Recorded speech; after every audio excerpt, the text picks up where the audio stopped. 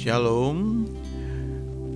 Tuhan kita adalah Tuhan yang baik, sebab Alkitab berkata God is love. Allah adalah kasih, dan Ia membuat segala sesuatu menjadi indah pada saatnya masing-masing. He makes all things beautiful in its time. Oleh karena itu kita bisa berkata God is good all the time. All the time God is good.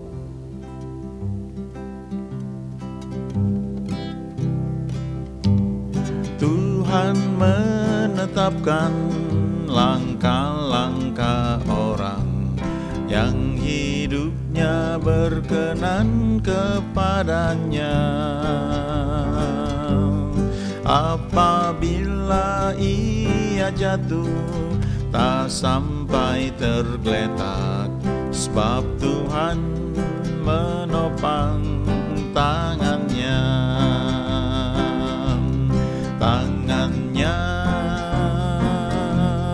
Tangannya, sebab Tuhan menopang tangannya.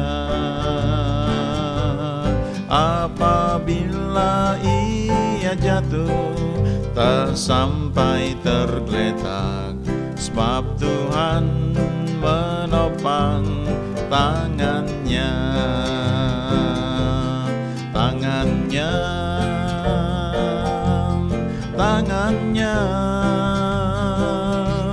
sebab Tuhan menopang tangannya. Apabila ia jatuh, tak sampai tergeletak, sebab Tuhan menopang tangannya. Tuhan menetapkan langkah-langkah orang yang hidupnya berkenan kepadanya. Apabila ia jatuh, tak sampai tergeletak, sebab Tuhan menopang tangannya.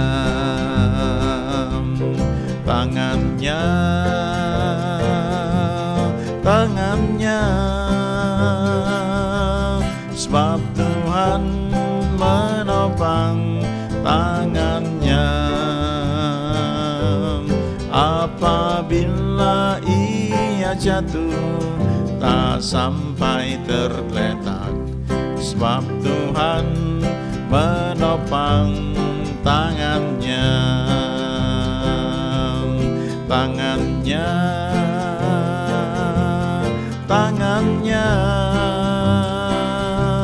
sebab Tuhan menopang tangannya.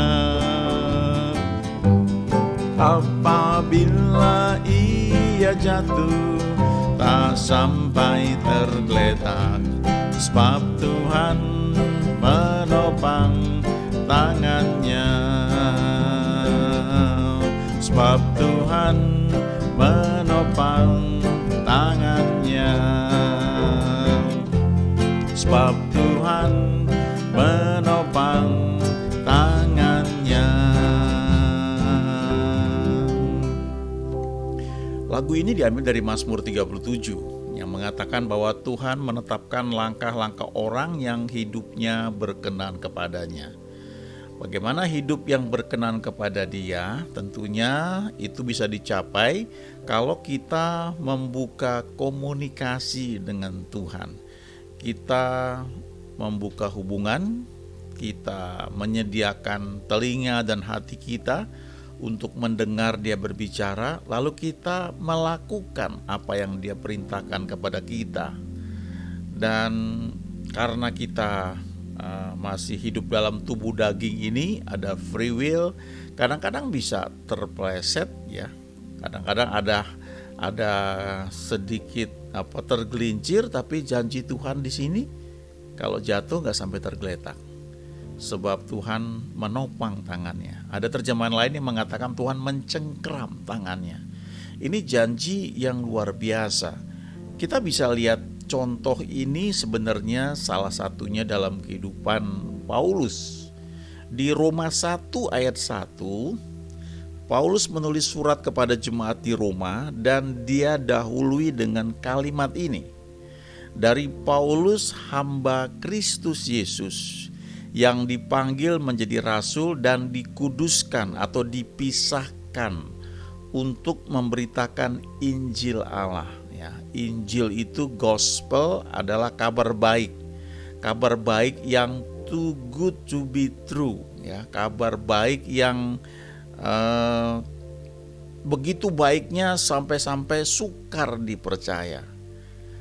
Nah, Paulus mengatakan bahwa dia dipisahkan untuk menyampaikan kabar baik tersebut. Dan untuk dia bisa menyampaikan kabar baik tersebut, dia perlu dikuduskan atau dipisahkan, separated ya. Dipisahkan untuk menyampaikan kabar baik.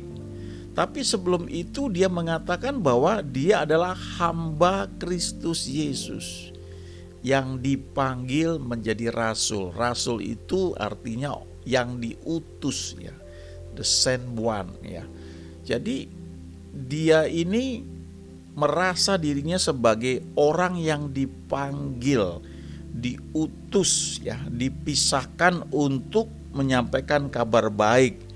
Tapi sebelum dia bisa dipanggil dan dia nurut, dia katakan dia adalah hamba Kristus Yesus.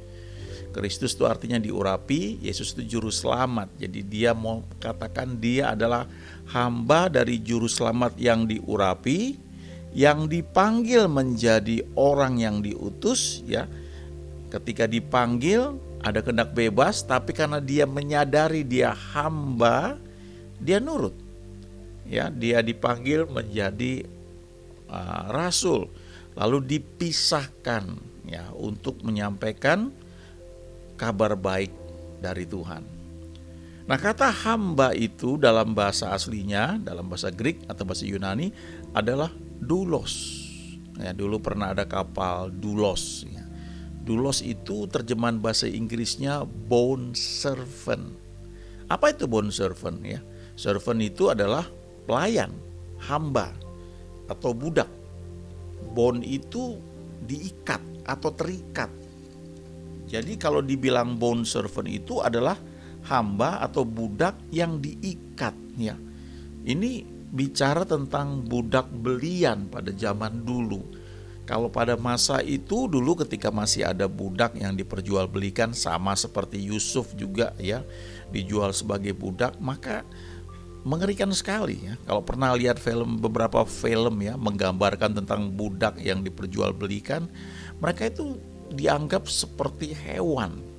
Mereka dipajang ya, mungkin dipanggung, kemudian dilelang. Lalu ketika orang yang mau beli itu bisa periksa budak tersebut persis seperti periksa kambing, periksa sapi ya. Dibuka mulutnya, dilihat giginya bagaimana, sempurna apa enggak ya. Betul-betul seperti hewan. Dan itu namanya budak belian ya, yang diperjualbelikan, bond servant, diikat. Nah, budak yang sudah dibeli oleh tuannya, bahkan namanya pun gak ada. Dia cuma dikenal sebagai budak Mr. X gitu. Namanya gak ada. Nah, Paulus bilang dia adalah bond servant dari Kristus Yesus. Dia adalah doulos. Dia hamba yang diikat ya, yang dibeli oleh Kristus Yesus dan dipanggil menjadi rasul, lalu dikuduskan, dipisahkan untuk menyampaikan kabar baik. Kalau kita baca di Roma 1 ini nanti kita lihat ya di pelajaran yang Paulus sampaikan mengenai yang ada di kitab Roma ini soal pembenaran di dalam Kristus. Dan dia mengatakan bahwa aku tidak malu ya, I am not ashamed ya to preach the gospel of God ya. Aku tidak malu ya untuk mengkhotbahkan, memberitakan kabar baik dari Tuhan, dari Allah. Lalu dia bilang sebab Injil itu adalah kekuatan Allah yang menyelamatkan.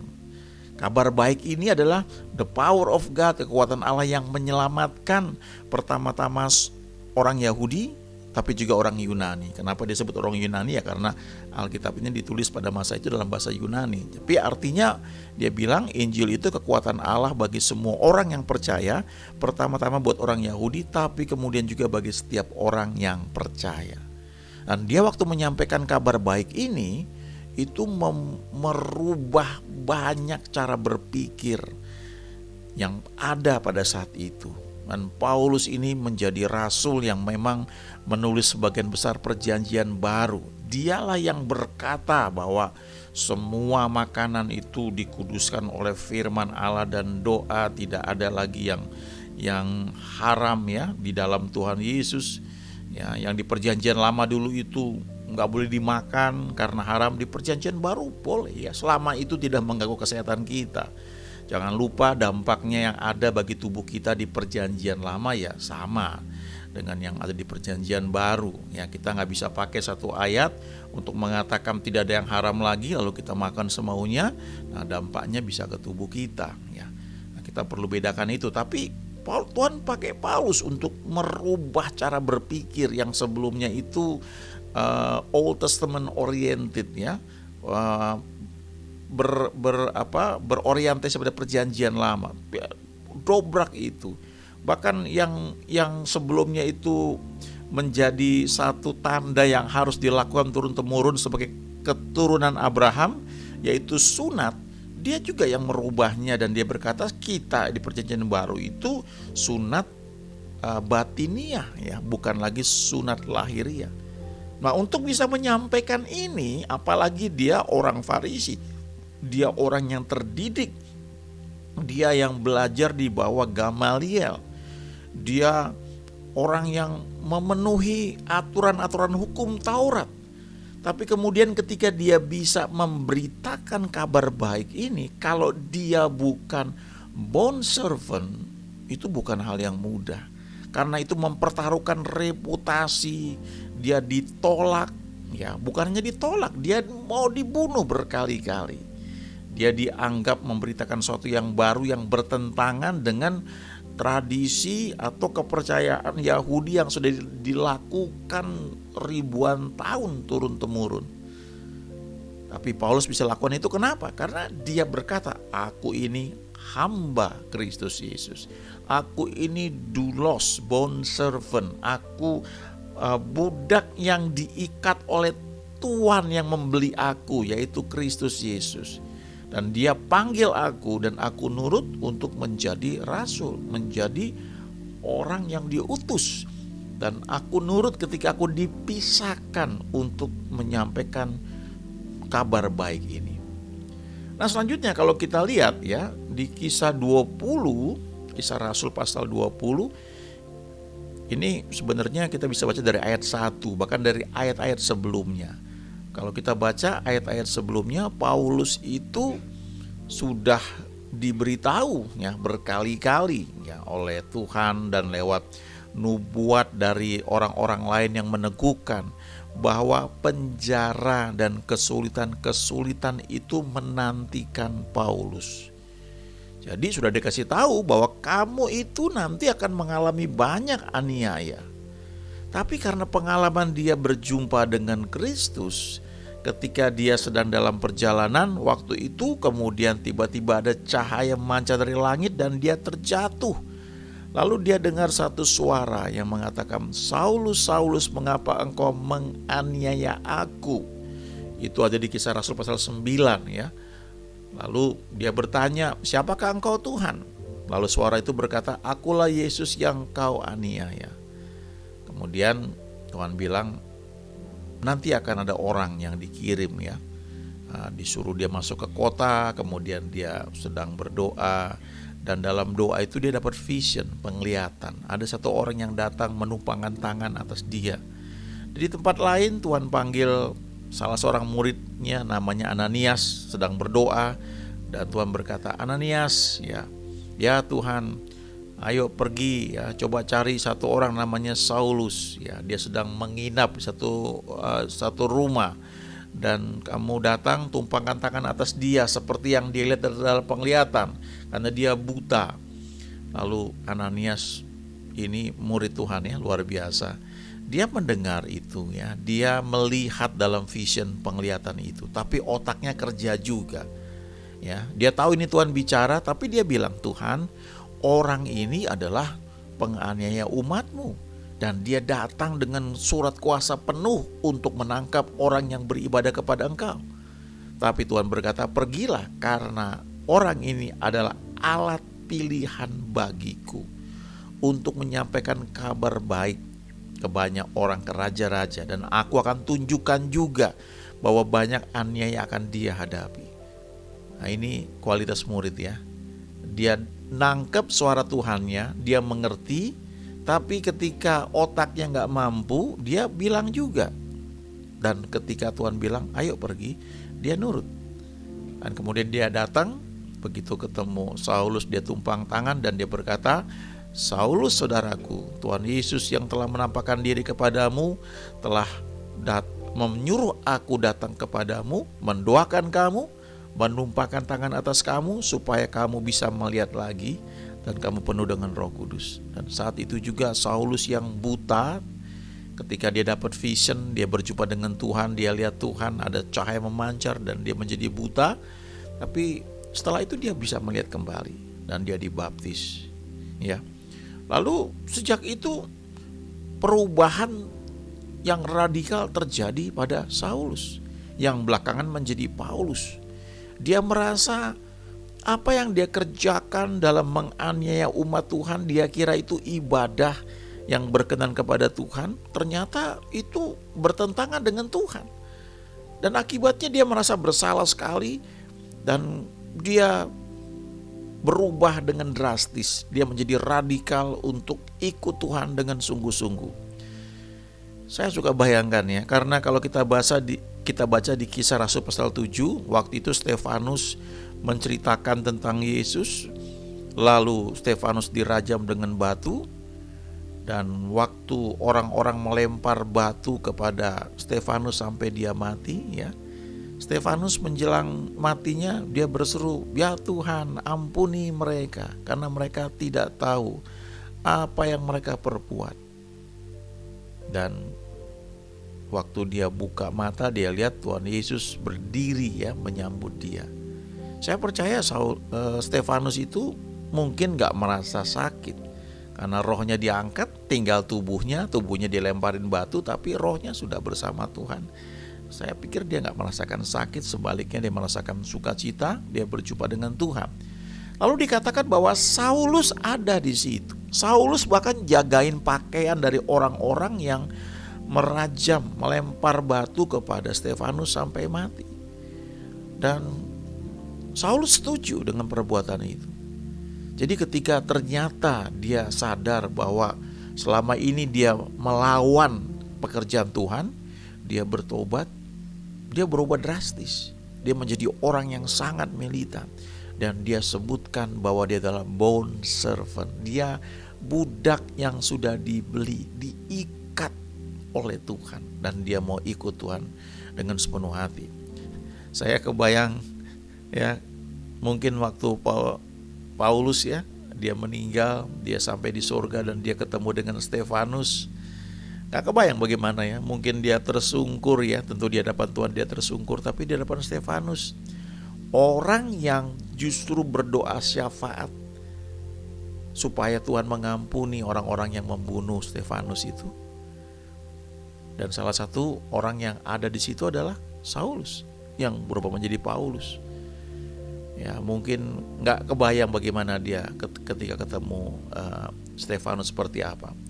Lalu selanjutnya Paulus ini menjadi orang yang sangat militan. Tuhan suruh kemanapun dia mau pergi, sekalipun dia tahu ada aniaya. Dan diperingatkan oleh orang-orang bahwa kamu akan ditangkap, kamu akan dimasukkan penjara, kamu nanti akan dibunuh dan sebagainya. Dan dia gak gentar karena dia berubah menjadi orang yang sangat militan untuk melayani Tuhan. Kemudian di Kisah Rasul 20 ini ada satu istilah yang dia gunakan, yaitu tawanan roh. di ayat 22 ya. Saya bacakan Kisah Rasul 20 ini mulai ayat 22 sampai 24. Tetapi sekarang sebagai tawanan roh, aku pergi ke Yerusalem dan aku tidak tahu apa yang akan terjadi atas diriku di situ. Selain daripada yang dinyatakan Roh Kudus dari kota ke kota kepadaku, bahwa penjara dan sengsara menunggu aku. Ayat 24, tetapi aku tidak menghiraukan nyawaku sedikit pun, asal saja aku dapat mencapai garis akhir dan menyelesaikan pelayanan yang ditugaskan oleh Tuhan Yesus kepadaku untuk memberi kesaksian tentang Injil kasih karunia Allah. Nah, dia gunakan kata ini ya, gospel, kabar baik, kasih karunia atau anugerah atau grace ya, tentang kemurahan Tuhan. Jadi Paulus ini menyadari betul bahwa dia ini bond servant, dia hamba Kristus Yesus, doulos, dipisahkan untuk menyampaikan kabar baik tentang kasih karunia Allah. Dan untuk itu dia alami banyak aniaya.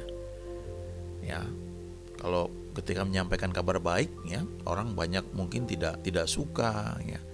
Tapi mungkin kita mengalami dicibirkan atau diejek ya. Tapi kalau Paulus nyawanya yang terancam, tapi dia punya prinsip yang penting aku dapat mencapai garis akhir. Aku bisa selesaikan semua pelayanan yang Tuhan percayakan padaku untuk menyampaikan, untuk memberi kesaksian tentang Injil kasih karunia Allah. Nah, saya mau tekankan tawanan roh ya. Paulus mengatakan bahwa dia itu adalah tawanan roh. Bahasa Inggrisnya itu bound by the Spirit, ditawan ya, ditarik, ditangkap. Paulus ini orang pinter ya. Awalnya dia menggunakan logika dia, kepandaian dia semuanya. Sampai ketika dia berjumpa dengan Tuhan, dia berubah total. Dan dia menyadari bahwa manusia itu dibenarkan bukan karena perbuatan, tapi karena iman percaya kepada Yesus. Dan selanjutnya karena iman percayanya itu lalu diwujudkan dalam tindakan, dalam perbuatan, dalam tindakan apa yang diyakini bahwa memang Tuhan menghendaki hal tersebut. Tentunya dengan memenuhi hukum-hukum yang ada di firman Tuhan ya, dengan hukum kasih, bukan dengan kekerasan ya.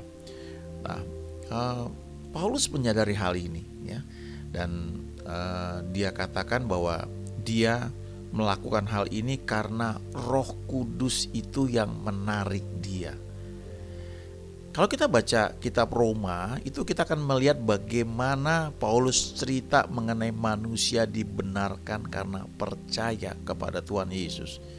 Roma 3 ayat 23 berkata, karena semua orang telah berbuat dosa dan telah kehilangan kemuliaan Allah, tetapi dibenarkan ya dengan cuma-cuma karena percaya kepada Yesus.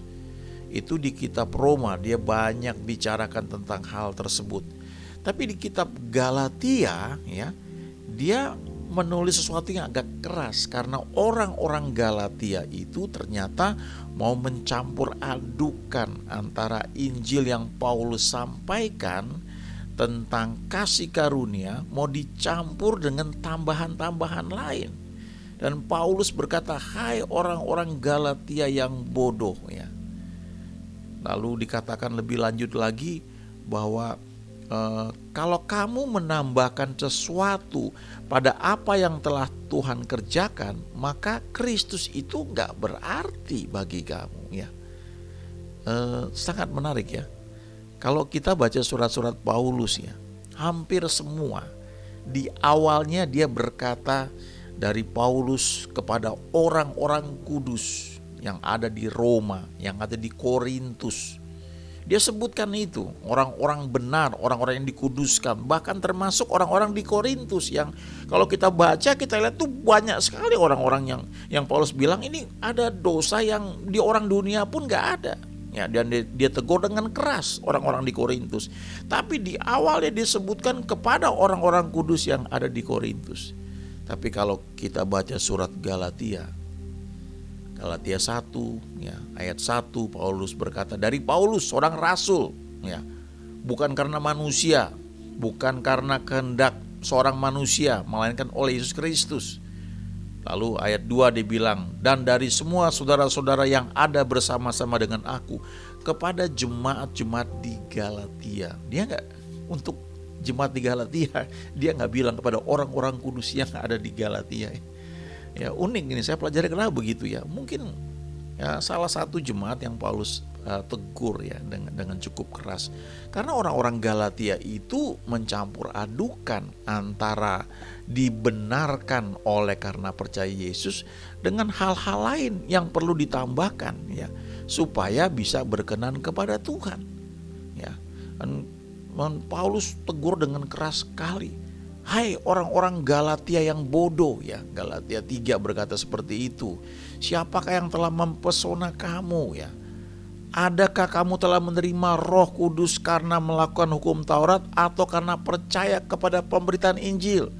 Adakah kamu sebodoh itu? Kamu telah mulai dengan roh. Maukah kamu sekarang mengakhirinya di dalam daging? Ya. Dia tegur dengan keras sekali ya. Dan dia tekankan bahwa orang benar itu dibenarkan karena percaya kepada Yesus. Setelah dibenarkan baru kamu melakukan apa yang Tuhan mau. Kamu menjadi orang yang ditawan oleh roh. Ya. Ketika Paulus berkata bahwa aku ini tawanan roh, itu artinya dia hidup melakukan apa yang Tuhan perintahkan lewat Roh Kudus yang ada dalam hidupnya. Tapi bukan hanya itu. Dia belajar mengikuti tuntunan roh, bukan tuntunan daging atau otak. Dan kalau kita baca di kitab Galatia, kita akan ketemu itu yang namanya hidup oleh roh atau hidup lewat daging. Dan kata daging itu karnal. Karnal itu artinya sesuatu yang lahir dari kemampuan manusia, kepandaian, dan itu bukannya salah ya, itu baik. Tapi waktu kita mengikut Tuhan, yang baik saja tidak cukup ya. Kita tahu di Roma 12 ayat 1 ayat 2 dikatakan ada kehendak Allah, ada yang baik, yang berkenan dan yang sempurna. Dan yang sempurna itu terjadi kalau kita menjadi tawanan roh.